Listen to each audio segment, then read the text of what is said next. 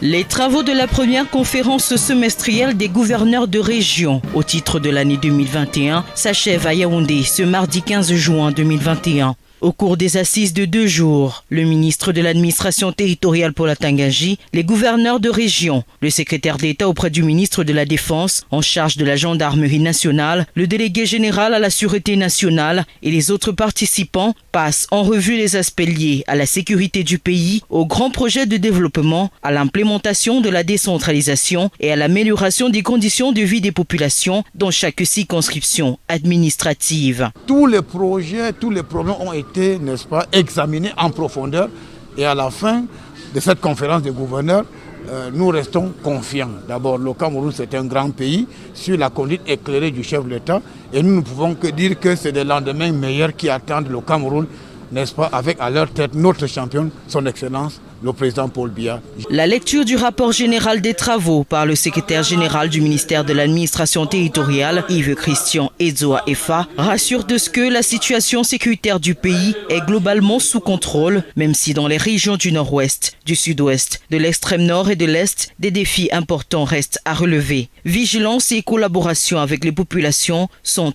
recommandées à cet effet. Globalement, nous pouvons dire avec satisfaction, après avoir consulté les rapports des gouverneurs, que la situation sécuritaire du pays est globalement sous contrôle.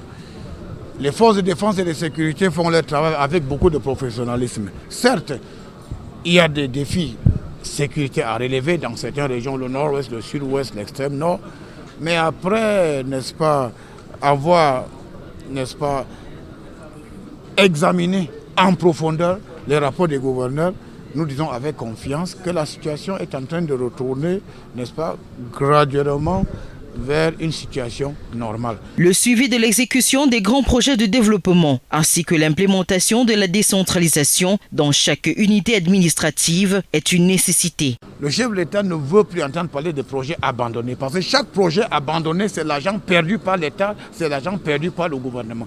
Donc les gouverneurs des régions doivent veiller à la bonne exécution de tous les projets de développement.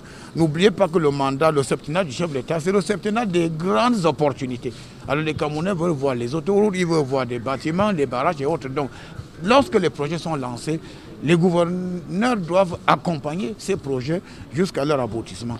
Et au cas où il y avait des problèmes, ils ont également la responsabilité de signaler à qui de droit que certains projets ne sont pas en train de bien exécuter pour qu'il y ait des corrections nécessaires. Dans un contexte marqué par la pandémie du coronavirus, les gouverneurs de région sont appelés à faire respecter les mesures barrières ainsi qu'à lutter contre la consommation des drogues en milieu scolaire à l'origine de plusieurs maux.